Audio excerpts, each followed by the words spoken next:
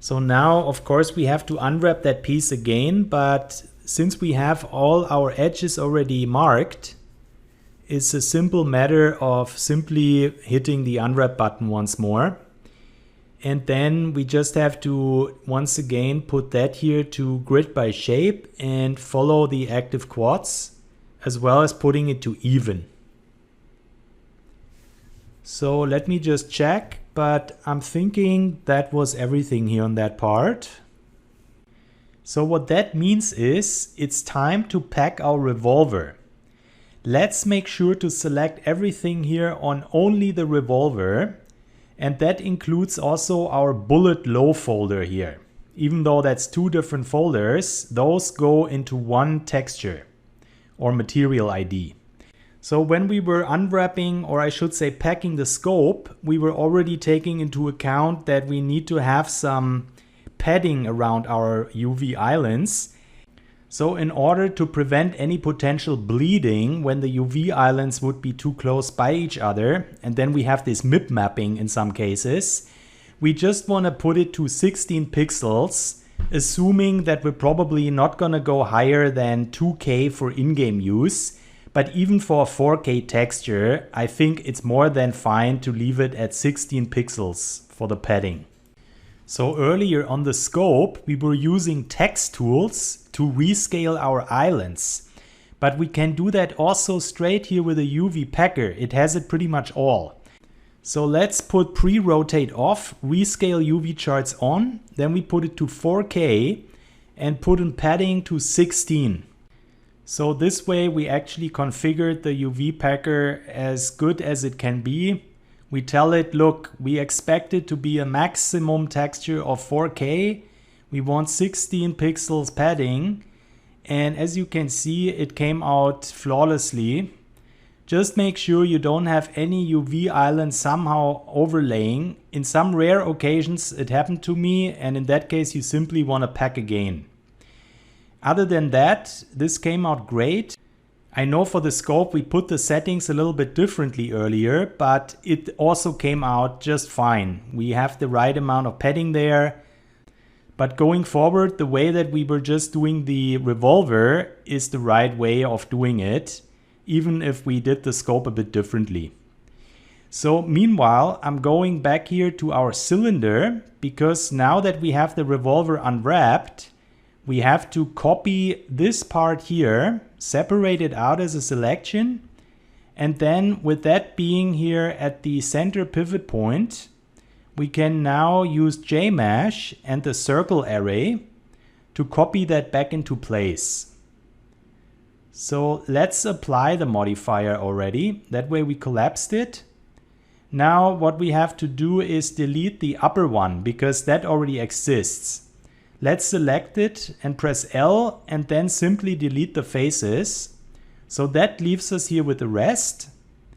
Then let's select everything with A while we're in face mode. And then here in our unwrapping tab, we want to select all of it. And then as before, we gotta push it by a unit of 1 out of the grid so that we don't get any baking problems. So then what we can do next is go back here to that folder, and then let's select the cylinder low and Ctrl J to join it, followed by a merge by distance here. 448 vertices. I'm just going to put the threshold a bit lower, but here same result. So that way we have this here also target welded. And then make sure that it's called cylinder underscore low for the name. And since that is the case, we can continue here by copying that side of the rail back into place. Let's go to the face mode, and then here from that side, let's make this selection. I'm just going to zoom in so that you see what I have selected. It includes that little face that we were adding by making the bevel. And then here from the bottom, let's also select these faces. Also here, just double check that you don't have anything on top that we don't want. Then we copy it, separate it out. And while the pivot is at 0 on the x-axis, we can then go over here to mirror and mirror it on the x local. That way we mirror only that piece. So there's just two important steps. The first one you already know. We have to select everything here on that part only. And then once again, by a factor of 1, we push it out of the space. And the other one is that because we were doing that mirror action, our normals got flipped. So let's join it here back together with the other part, Ctrl J. And now you see that our normals are inverted. So while we still have the selection active, let's simply flip it back here. And now we can select everything and merge by distance. 83 vertices merged, and once we're so close to the finishing line, I just want to put it to a lower threshold, but same result, 83 vertices. So that concludes our rail here. And then let's go over to that piece. I'm gonna put the quick origin here to the center. So what we have to do is put the array, not the circle array, but the other array. And I'm gonna have it here at an offset of 1.3, which mostly does the job, but it's not 100% matching.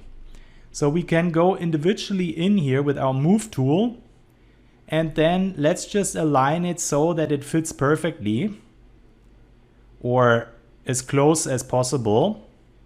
And what we can also do is simply rotate it a bit.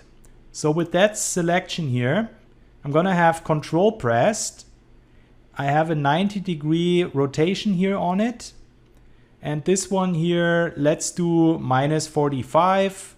And we just change things up a bit so that later when we have our texture on it, it doesn't look so obvious that it's the same part.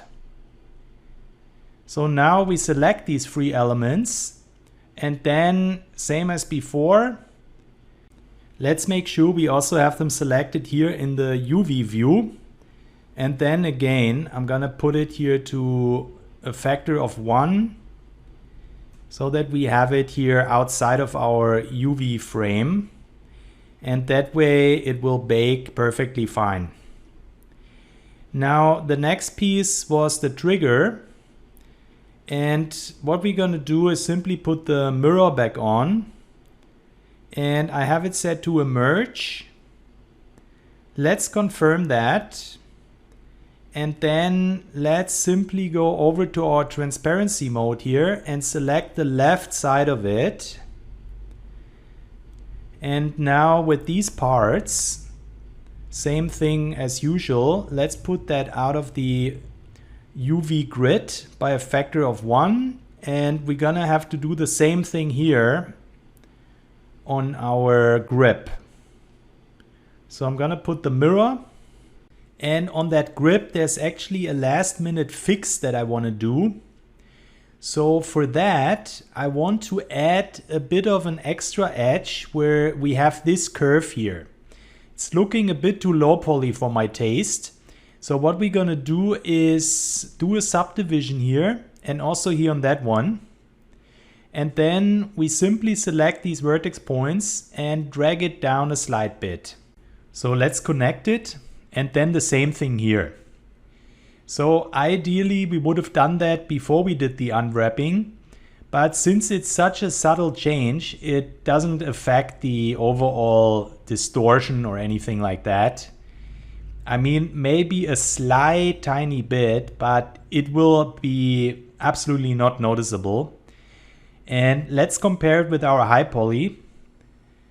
Now we have this following this curvature in a better way, and it's not as low poly looking. So that was that fix here. Let me just double check here from that side.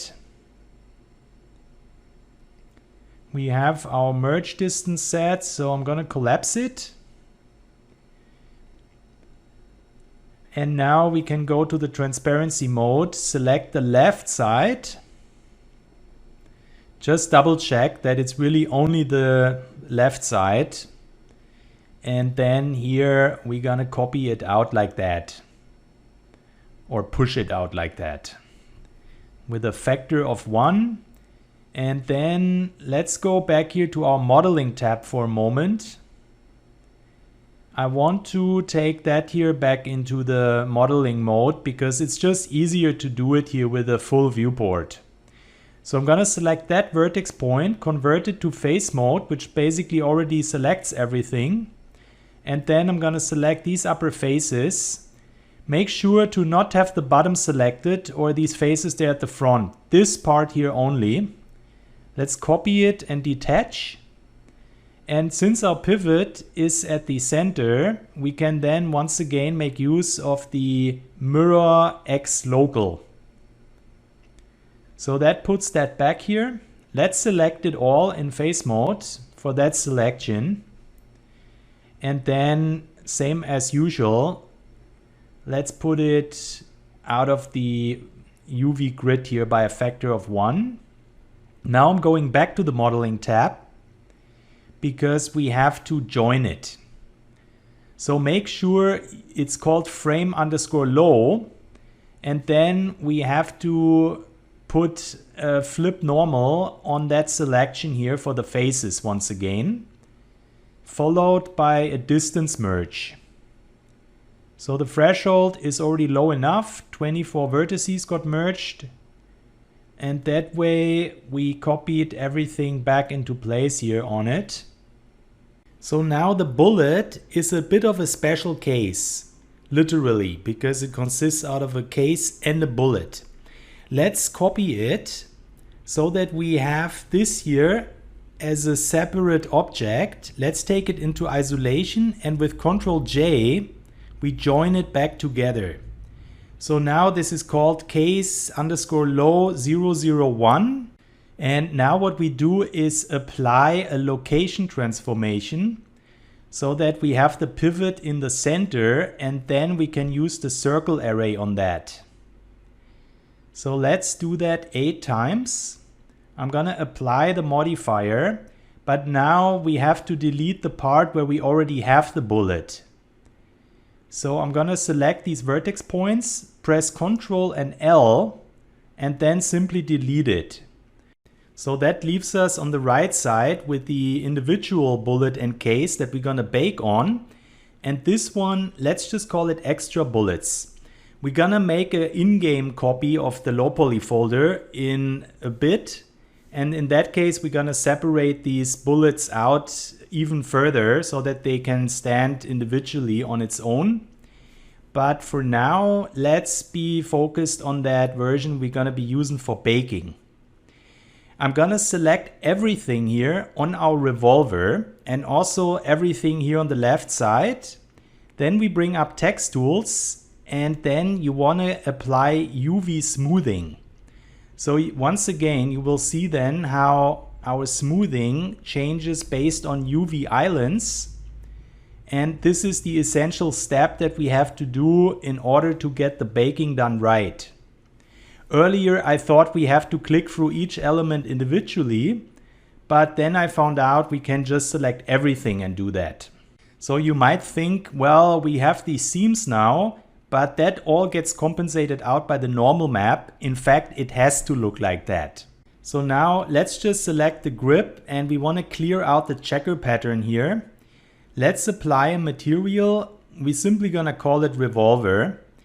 Now I select everything with A, press Ctrl L and link materials. So now you can double check, but each part now has the revolver material, and that's important once we get to Substance Painter. And also in general, all these parts here, including our bullet, is now part of this material ID, as well as texture then later on. So just one more thing, finally, I want to bring up the revolver high, and we're now going to delete these screws here. You were probably already wondering when I am finally doing that, because I was already announcing it.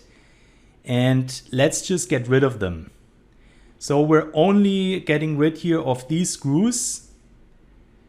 We have another one. No, that was the only one. And then we can simply do that in Substance Painter later on. And here we have another one. Almost forgot it. Let's delete it. And then later in Substance Painter, we can do that even better and with more flexibility.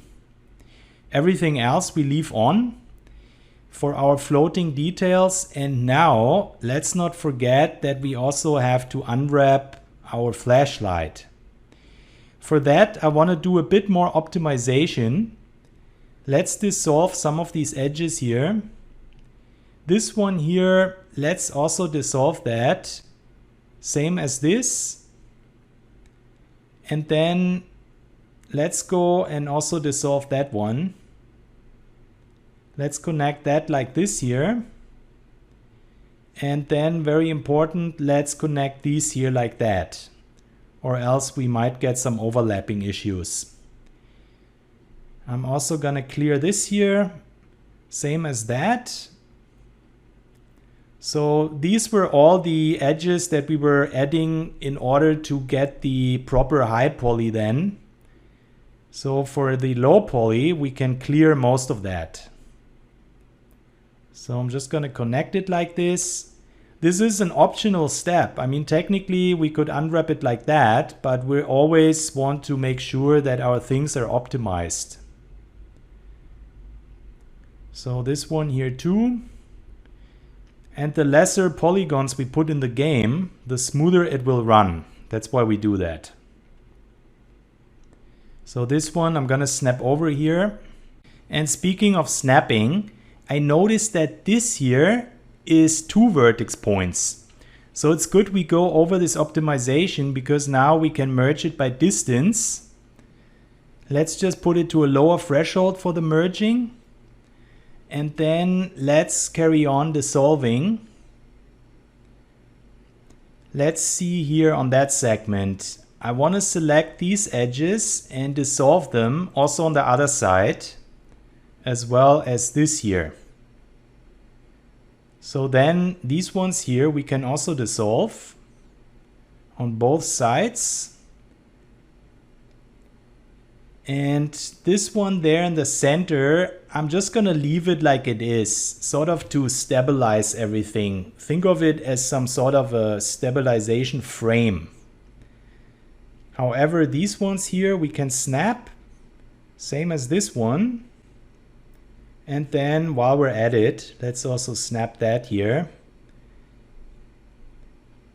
Just be careful with the snapping. You don't want to end up snapping something by accident somehow on the other side. It can sometimes be a little tricky.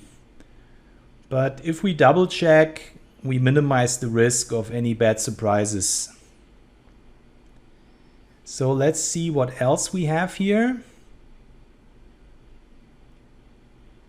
This one here, I also want to snap on that side.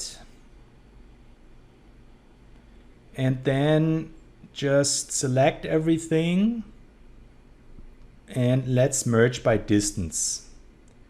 So this one here, now that I think about it, I'm gonna dissolve that edge and then snap it over here.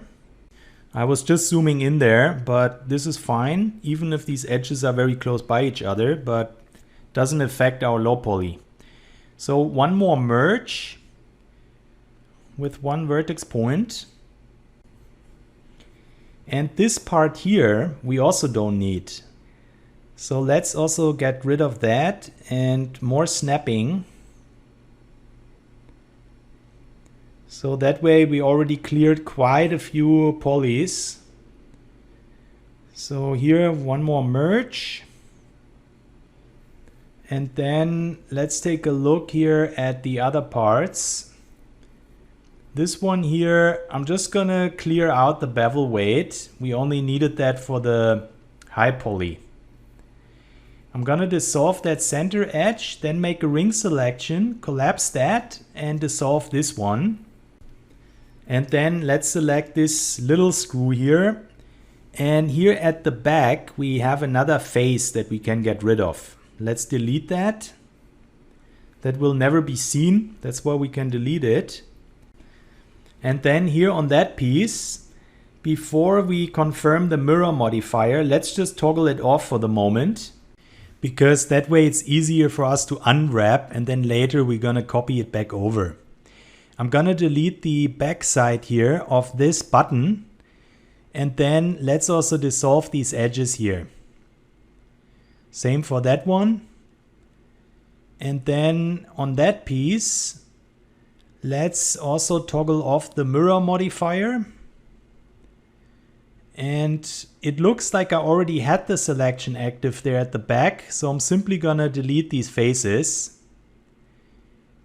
Now for this part here, let's also toggle off our mirror modifier. We're gonna share that texture. Later we're gonna copy it back. And same here for that. Let's toggle it off. And now we can go to UV editing mode. And let's just put a different checker map on it, the one we used before. So now it's time to unwrap. Let's take that piece here first, the biggest one.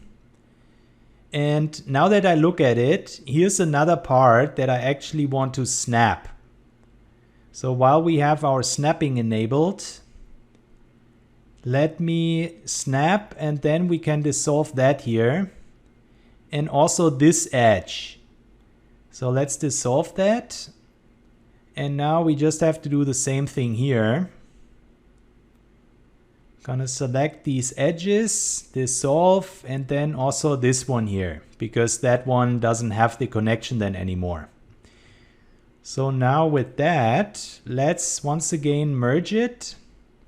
And before I do that, there was one thing here where I also want to optimize it a bit. This edge here, these three edges, they don't do much for us, so I'm gonna dissolve that. Now let's select it, merge by distance.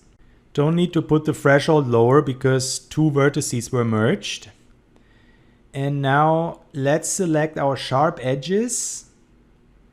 Deselect these ones here. And let's also deselect this whole loop here. And instead, we're gonna make the selection here on that loop. So let's mark that. Let's see what we got. And here on these parts, we have to define a split somewhere. So I'm gonna put that here. And I also wanna do that on that side. So that way we get the best result. Now let me just double check before we unwrap, but it seems fine. Let's make that a bit bigger so that we see what we got. I don't see any distortion here. Let's clear these ones here. These four edges there, let's clear that. And on a second thought, let's mark these here. So that way we only clear these two, so that that becomes one continuous UV island. And also we have to define a split here for that part, because we want to unwrap that as a stripe. So I'm gonna mark it. Now let's unwrap again. And let's see if we missed anything, but it looks great. No distortion spotted. So what we can do is once again select these edges here. Let's align the edges only. Same for that.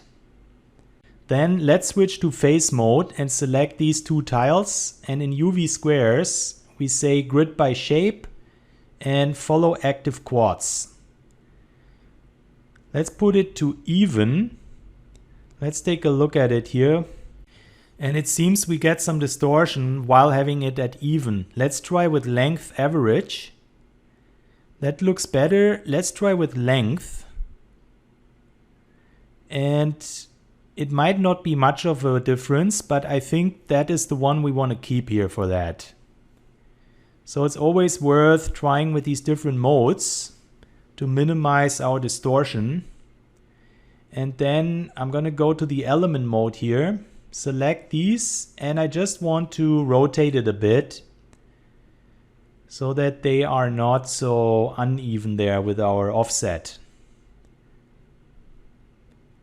So same here.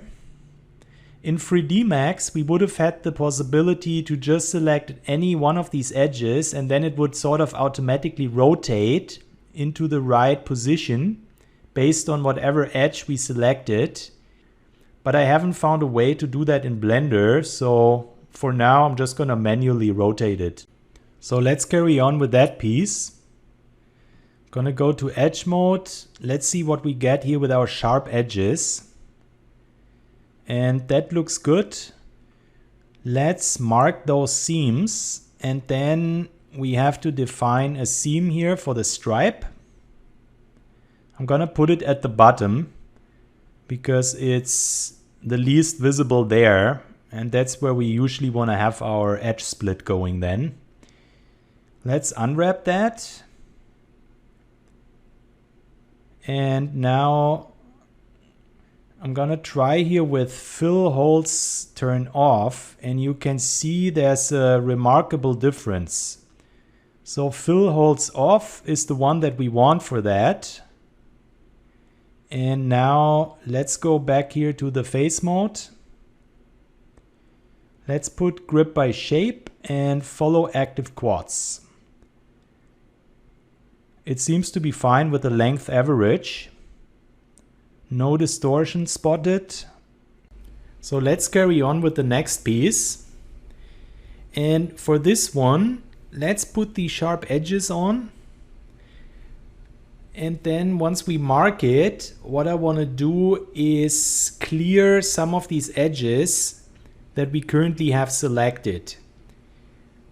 So to be specific, I want to select these inside edges here, but not all of them. Let's leave one for the split, but let's clear the rest of them so that we can unwrap that here as one stripe. But now I forgot to place another seam. And wait, let me think about where we best place this one, where we least see it.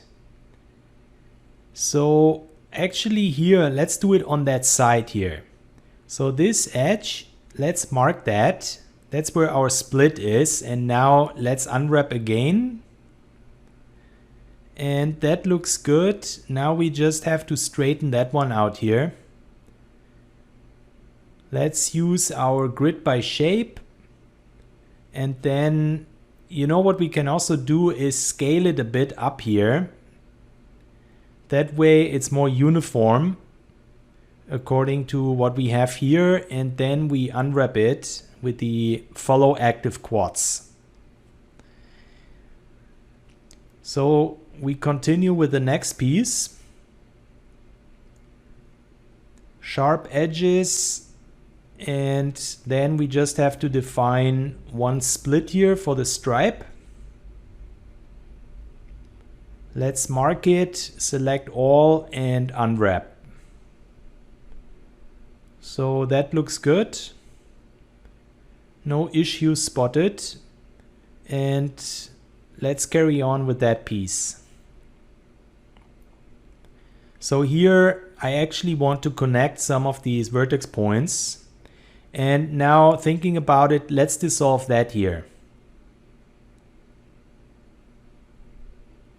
Just gonna make some connections here. Same here at the bottom of it.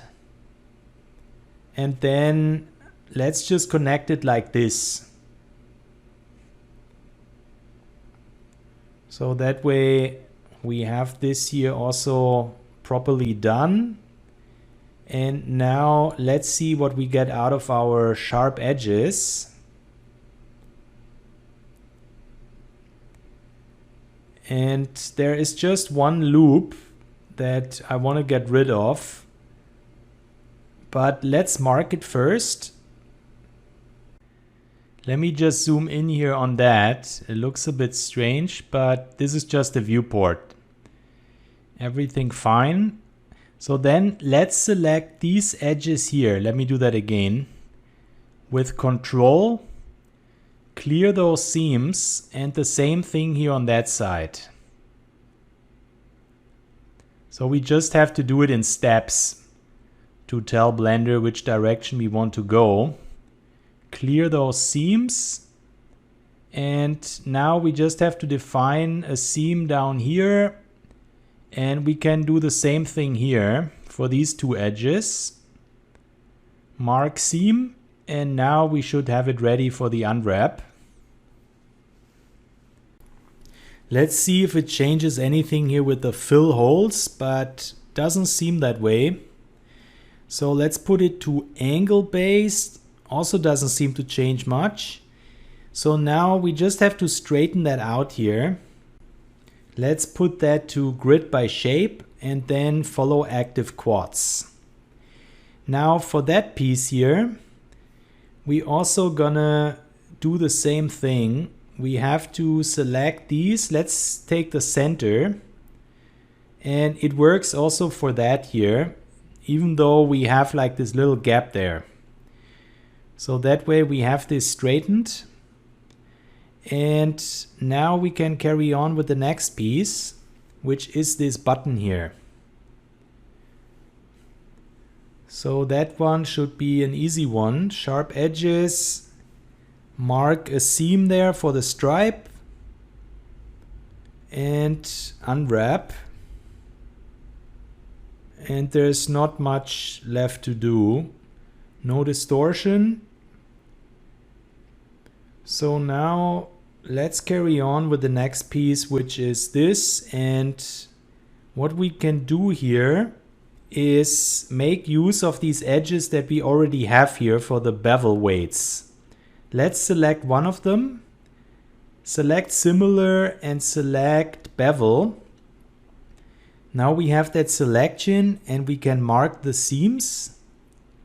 And we're gonna unwrap it exactly like we had these bevel weights. So it's a very organic piece. That's why we won't be bothering here with trying to align that. This is just how it is, that piece.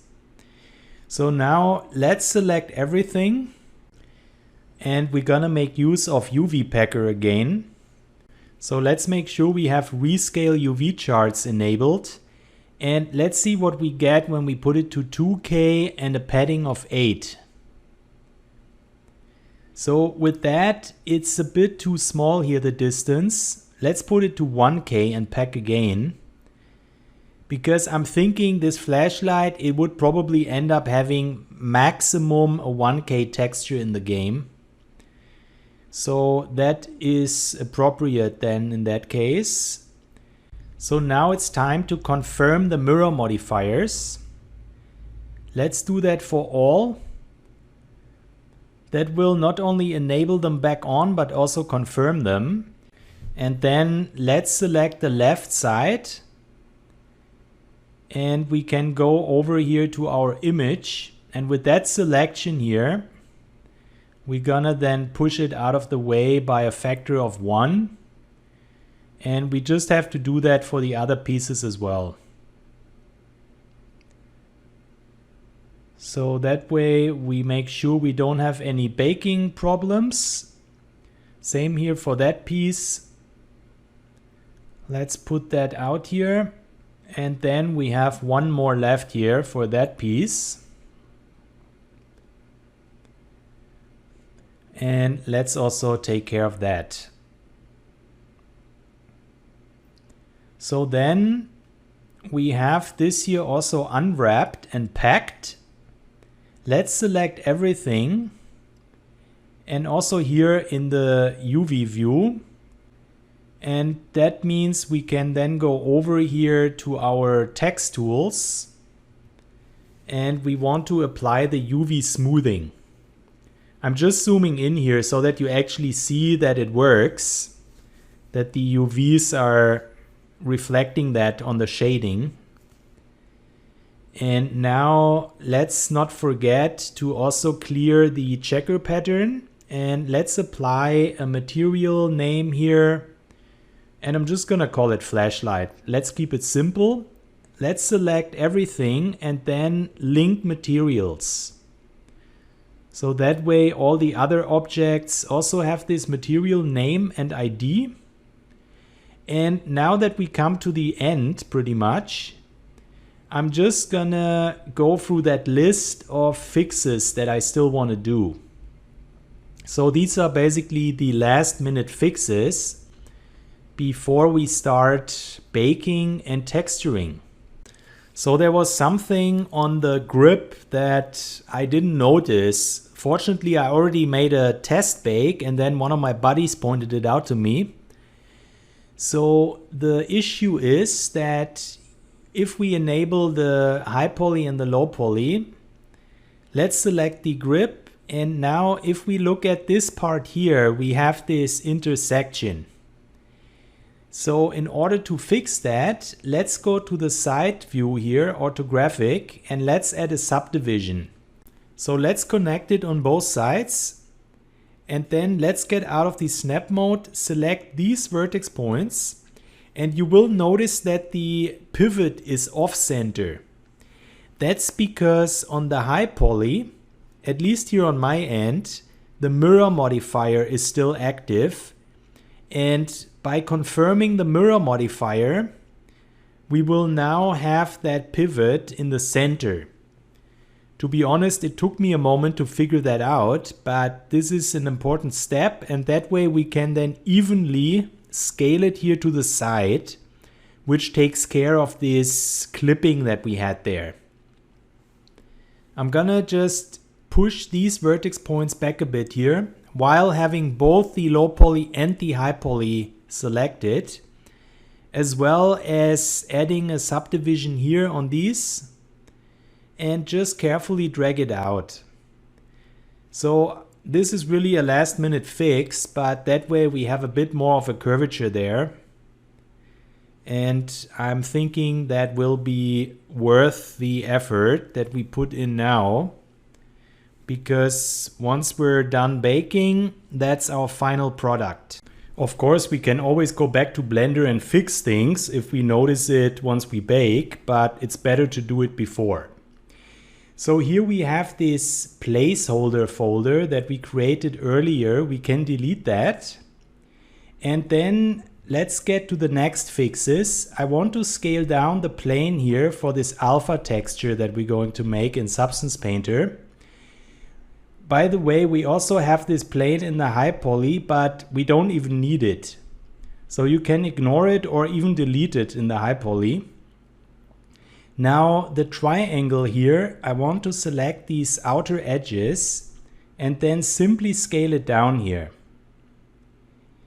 On the other triangle, let's do the same thing. Let's also enable our bevel. We don't need a subdivision on these. It's already high poly enough. But by scaling that down, we make sure that it bakes properly. So just a few more fixes left. Let's hide the scope. And let's go back here to our revolver, the high poly one. And on there, I want to select this small piece here, because let's put back on the modifiers, and that reveals that it's a bit too smooth here. So what I want to do is put the corrective smooth down. Let's put it further down. Let's have it at 40. So that way it's not so washed out looking on that. Let's just disable it again. We're gonna put it all back on in just a moment, and then we do it for everything. So here on that piece, let's also put our bevel and subdivision on. And I want to put that a little bit further up here, the bevel offset. So that way it's even more round. And I'm not quite liking how the bevel and the subdivision looks like here on that piece. Let's just enable the modifier. And what I want to do is actually use our remeasure on it. So now we just have to select the outer edges. Let's make a selection here at the back and at the front, and let's put the crease to 1 already. And then what we have to do is just select these edges here where we don't want the crease. So let's select it, and then we're gonna bring it down to 0. And I'm gonna dissolve this edge loop here at the center. So then, wait, I selected it the wrong way. First this one here, then this one, and copy modifiers with Ctrl L, and then we can enable that. Now let's put the corrective smooth down a bit. Let's have it at 30. So it just overall gives a bit of a better result than the sub D modifiers that we had on before. And let's also do the same thing here on that element. Let's put the crease on here. I already had the selection. And then let's select everything here.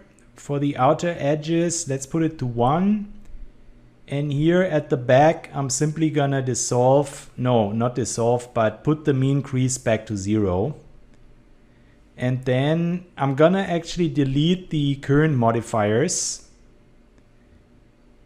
And then with that piece, let's copy it over here from the other. So that way we get also our mirror modifier back. So here on that piece, I'm actually not gonna bother with a remeasure.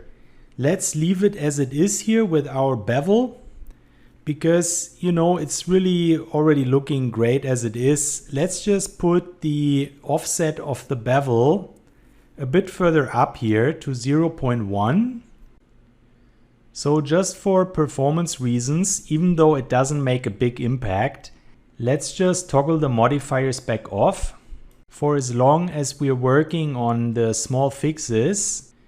That results in the best performance if you save and reload, even though it doesn't make a major difference here for a few individual pieces. But we're gonna turn it all back on in a moment. So the next thing that I wanna fix is to position our flashlight, also our scope, but let's do the flashlight first. You can see there's a bit of intersection, and right now it's also floating a bit. So let's select both the high poly and the low poly for the flashlight. Make sure you have everything selected. And then we want to toggle the revolver back on. And let's just drag everything a slight amount here to the left side so that this screw is actually going realistically through one of these empty slots there on the rail. So now let's look at it from the front. And let's also drag it down a bit so that this is also realistic here where these things are touching. And that way we positioned that properly here. Now we don't have any intersection. And then let's hide the flashlight and let's do the same thing here with our scope. So it might look like it's fine, but if we go into the X-ray mode and take the rail into isolation, you can see that this is actually intersecting. So in order to be realistic, let's select everything, both the high poly and the low poly. And then with that selection, let's go into the X-ray mode. Sorry, I still had the rail selected. Let me undo that, and then only here with that piece, both the high poly and the low poly, we can decide where we want it to be placed. We can be more precise with Shift, and I'm gonna put it here. So now we have this actually going realistically through the rail, and we also still see a little bit of the rail there at the back. That's why I like to place it sort of there in the center. That way we get to see our rail as well as that scope. And now I'm gonna enable all our low poly folders here. Bullet, revolver, scope, and the flashlight. And let's make a new collection here. Let's call it in-game. And then we're gonna have another one called for texturing. So now let's select all our low poly elements here in the viewport. And then with Shift D, we make a copy. And then we right click with that selection and we move it to the in-game collection here. So that way, if we toggle off our other folders, you will see that we have this now here in that folder. So what we want to do is select all the parts here that belong to the scope. Make sure not to have anything here from the revolver selected, only the scope, and we want to join all our parts together so that it's one element. So now that I press Ctrl J, I get this error message here. Active object is not a selected mesh. So let's select this piece here only at the bottom. Then we're gonna press A to select everything. And now if we press Ctrl J, it will join it, and the pivot point is based on the first piece that we selected, and it's in a good spot there. Now we can also rename it here. Let's call everything red dot scope. And then let's hide it for the moment so that we can continue here with that piece. So same as before, let's make sure we have only the flashlight pieces here. Let's take it into isolation, and then we select the center piece first here. Select A for everything else and Ctrl J to join it. That way the pivot is based on the first piece we selected, and let's call it flashlight. If your pivot is somehow still off center, remember you can use the quick origin tool from our interactive tools. Now let's select the rail and then the screws, and let's press Ctrl J and let's call it rail. I'm gonna also hide it just so that we know which parts we already did and we go through it one by one. Now comes the revolver, and let's select all the pieces that are static, that will always be in the same place. So you can see on the right side which pieces I selected, and you can see it in the viewport. So these ones here, and then I forgot that little piece here. Let's select that, and now let's press Ctrl J. Let's put that to revolver body, the name. So I'm not liking the pivot up there, so I'm gonna give it the quick origin for the center of all our selected parts here. So let's hide that. These pieces here are all supposed to be separate. This tiny piece, then we have the hammer, we have the release, and we have the trigger. Let's select first the small piece, then the trigger, and Ctrl J to join it. That way we still have the quick origin where we originally placed it. So here the hammer, we simply have to rename it. Let's give it the proper names here. Same for the release. And then we have all our bullet and cases here. So what I want to do is also separate them. This one here, let's just call it bullet. Then this one here is our case, and now we have all these attached pieces. Let's select them, and now let's separate them. Let's already give this selection a name here. I'm gonna call it bullet. Now let's go to our edit mode, and then we press P and say by loose parts. That way we have everything here already separated. And then let's select all of it. Go over to Object, Set Origin, and Origin to Geometry. So that way all the pivot points are in their center.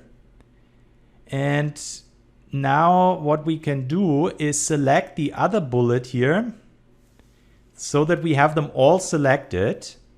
And then with Shift, let's drag it onto our cylinder.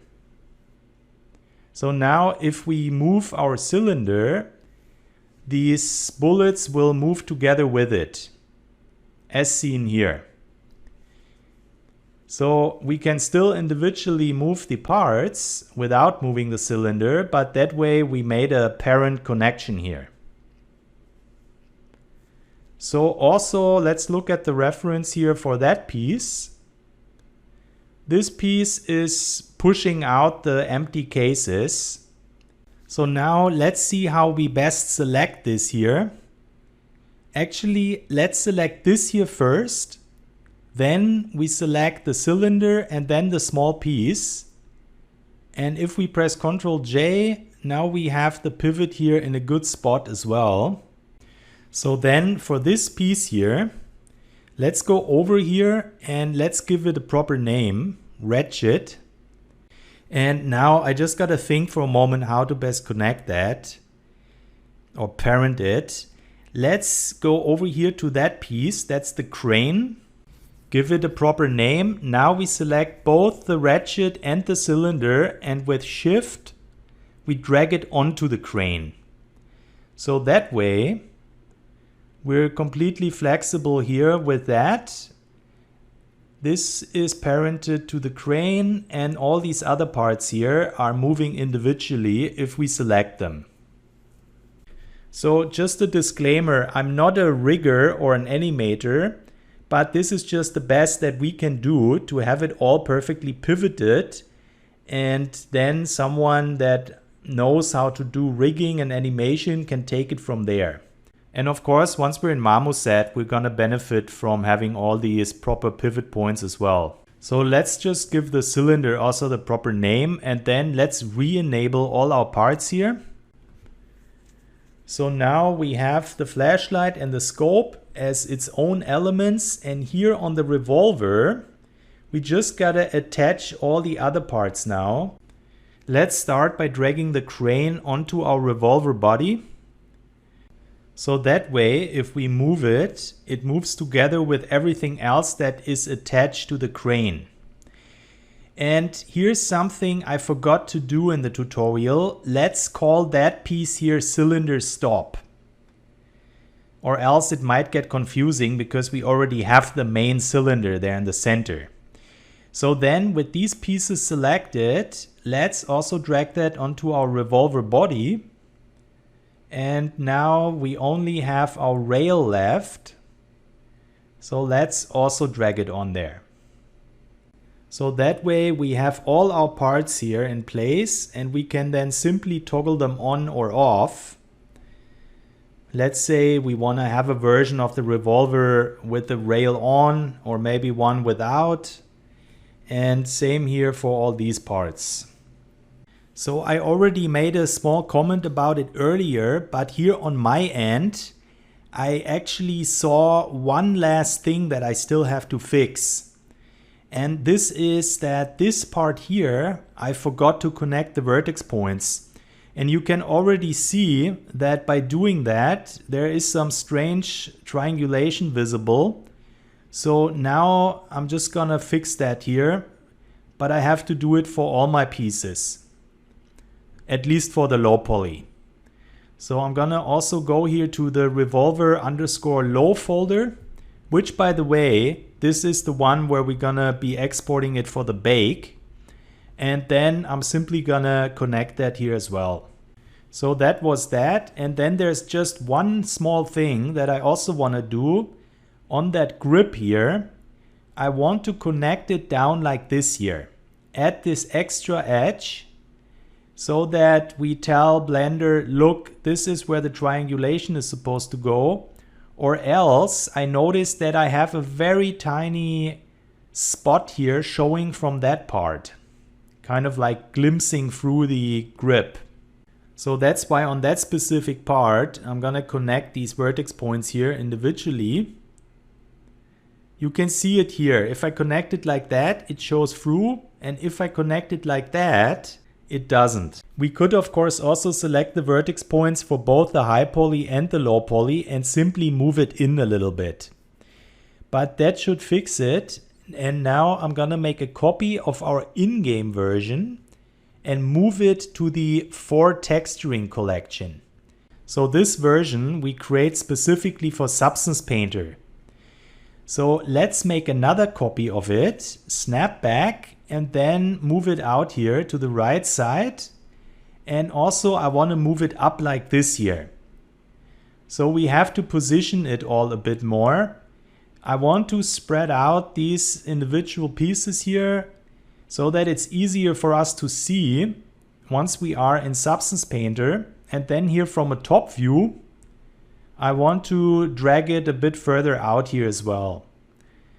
so that when we look at it from different angles, we can rotate around it freely or zoom in on it. That cylinder here, let's deselect the cylinder with that selection so that we can put these bullets also separately.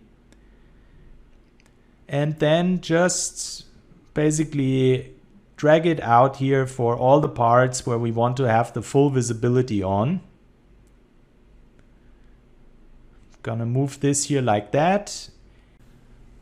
This piece here, let's also move it up. And then let's also take that piece here and let's drag that out. So now from a top view, just gonna position the flashlight a bit out. So that way we have the full view here on the revolver with everything on it. And then up here we have the separated parts, which might come in handy when we do texturing. I'm gonna make another copy of this one here. And I wanna put it up here. So then what we can do is simply rotate that out here, so that we have a version where we see what it looks like once we put the cylinder out like that. And also, let's pull that hammer back a bit so that we have that a bit exposed there to the inside. So now with only the for texturing folder opened, let's select everything with A, and then we go to Export FBX. I'm gonna export to a folder called texturing, and then I enable selected objects only. Let's call it revolver_texturing, and we export. So that went really fast because it's a low poly. And now for the in-game version, let's do the same thing. We go over here to FBX. I'm just gonna navigate to the other folder. I'm gonna call it engine. And also here with selected objects only, let's export. And then let's now enable our high poly. So only the high poly folders now for everything. Bullet, revolver, scope, and flashlight. We go to our modifier list. And now we toggle the visibility on for all our modifiers. That took me 5 minutes to load. I was cheating a little bit here by cutting that out. So prepare for long waiting times. And there's just one more thing I want to do, which is to add a bit of resolution here to some of these floating details. So this one here I'm also going to put to free. And I forgot to delete that one earlier. We don't want to have this screw there. Last minute fix. Now I'm gonna put the grip also to a resolution of 3. And then we're going to enable all our low poly folders as well, because we're going to export it together with a high poly. So with this all active, let's press A. Since we're baking with Marmoset Toolbag, it will read both our high poly and low poly based on our naming conventions. So I'm gonna have it in a folder called baking. Let's also give it the proper name, limit to selected objects, and then let's do the final export. So I'm gonna see you in Marmoset where we do baking, and then of course we're gonna make an awesome texture in Substance Painter. Congratulations for reaching the end of the Blender tutorial. I hope you enjoyed it. See you in Marmoset and Substance Painter. Cheers, Tim.